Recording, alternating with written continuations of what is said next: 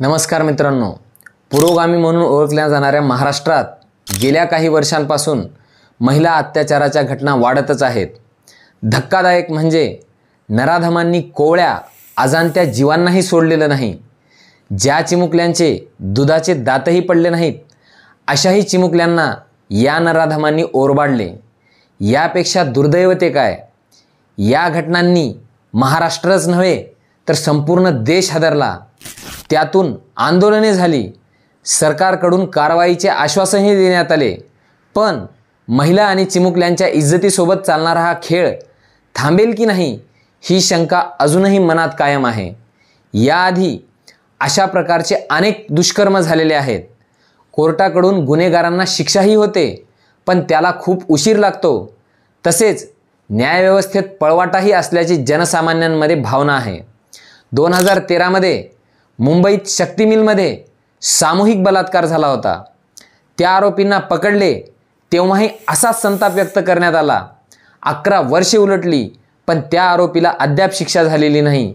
हे काही पहिलेच प्रकरण नाही, याआधीही असे अनेक प्रकरणे झालेली आहेत। बदलापूर असो अथवा शक्ती मिल असो, महिला आणि चिमुकल्यांवरील अत्याचार कायमचे कधी थांबणार? आंदोलन आणि कॅन्डल मार्च काढून काय होणार असा प्रश्न आता लोक एकमेकांना विचारत आहेत। त्याच उद्विग्नतेतून संतप्त पालक आणि नागरिकांनी बदलापूरमधील नामांकित आदर्श विद्यामंदिर शाळेसमोर आंदोलन केलं, तोडफोडही केली। त्यानंतर बदलापूर रेल्वे स्थानकावरील रुळांवर ठिय्या आंदोलन केलं। या प्रसंगी कलाविश्वातील अनेक सेलिब्रिटींनीही पोस्ट लिहित न्यायाची मागणी केली। मात्र या सर्व पोस्टमध्ये अभिनेता रितेश देशमुखच्या पोस्टने नेटकऱ्यांचं विशेष लक्ष वेधलं। अभिनेता रितेश देशमुखने आरोपीला छत्रपती शिवाजी महाराजांच्या काळातील चौरंग शिक्षा दिली जावी अशी मागणी केली। मग ही चौरंग शिक्षा म्हणजे तरी काय? ती त्या काळात कोणाकोणाला देण्यात आलेली होती? भारतात दरवर्षी बलात्काराच्या किती घटना घडतात? अशा घटनांमध्ये भारताचा जगात कितवा क्रमांक लागतो? या सर्व प्रश्नांची उत्तरे चर्चिण्यासाठी मी उत्कर्ष कोंडावार आपले या व्हिडिओमध्ये स्वागत करतो। जगात सर्वाधिक अत्याचार हे महिलांवर होतात आणि आपण कितीही गवगवा करून सांगत असू की भारत हा महिलांसाठी सुरक्षित देश आहे, तरी भारताची परिस्थिती तशी नाही। भारतामध्ये बलात्कार आणि लैंगिक अत्याचारांच्या घटनांची संख्या चिंताजनक आहे। शिक्षणाचे प्रमाण कमी असल्यामुळे अत्याचारांच्या घटनांची पोलीस स्थानकात नोंद होण्याचे प्रमाणही कमी आहे। त्यामुळे भारतासारख्या देशात याचा निश्चित आकडा सांगता येत नाही। तरीही राष्ट्रीय गुन्हे अन्वेषण ब्युरो यांच्या 2020च्या आकडेवारीनुसार भारतात वर्षाला सुमारे 30,000 बलात्काराच्या घटना नोंदवल्या जातात। हे आकडे प्रत्येक वर्षी कमी अधिक प्रमाणात बदलत असतात। एका सरकारी अहवालानुसार 2018 मध्ये देशभरात दर 15 मिनिटांनी एका महिलेवर अत्याचार झाल्याची नोंद आहे। महिलांवरील अत्याचारांच्या घटनांचा जागतिक पातळीवर विचार केला तर बलात्काराच्या घटनांची नोंद असलेल्या पहिल्या 10 देशांमध्ये भारताचा क्रमांक पहिल्या 5 मध्ये कायम राहिला आहे। 2020 मध्ये बलात्काराच्या घटनांमध्ये अमेरिका आणि दक्षिण आफ्रिकेनंतर भारताचा 3रा क्रमांक होता। ही संपूर्ण आकडेवारी एक भारतीय नागरिक म्हणून आपल्यासाठी लज्जास्पद आहे। आता प्रश्न उरतो तो म्हणजे बलात्कारांसाठी शिवाजी महाराजांनी दिलेली चौरंग शिक्षा म्हणजे तरी काय आणि ती शिक्षा कोणाकोणाला दिली? पुण्यापासून 9 कोसांवर असलेल्या रांझे गावचा पाटील बाबाजी उर्फ भिकाजी गुजरने एका स्त्रीसोबत गैरवर्तन केल्याचे छत्रपती शिवाजी महाराजांच्या कानावर आलं। मासाहेब जिजाऊ यांना ही बातमी समजताच त्यांच्या रागाचा पारा चढला। त्यावेळी छत्रपती शिवाजी महाराजांनी तातडीने बाबाजी उर्फ भिकाजी गुजरला बोलावून घेतलं।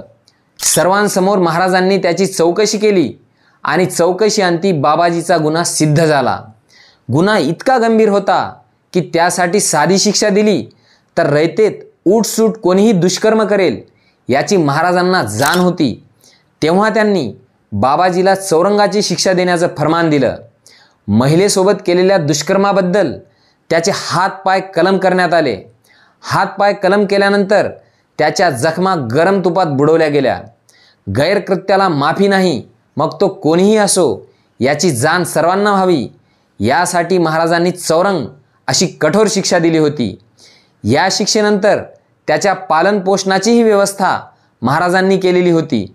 बाबाजी निपुत्रिक असल्याने त्याच्या अपंगावस्थेत त्याचा सांभाळ करण्याची तयारी गुजर कुळच्याच सोनजी बनाजी गुजर यांनी दर्शवली होती. त्या बदल्यात त्याला रांजाची पाटीलकी देऊन बाबाजीला पालनपोषणासाठी त्याच्या स्वाधीन केलं होतं. महाराजांनी ही शिक्षा फक्त बाबाजीलाच नाही तर खंडोजी कोपर यांनाही दिलेली होती. महाराजांनी खंडोजी कोपर यांचा एक हात आणि एक पाय तोडला होता. एवढंच काय तर छत्रपती शिवाजी महाराजांनी महिलांवर अत्याचार करणाऱ्या त्यांच्या मेव्हण्यालाही सोडलं नव्हतं.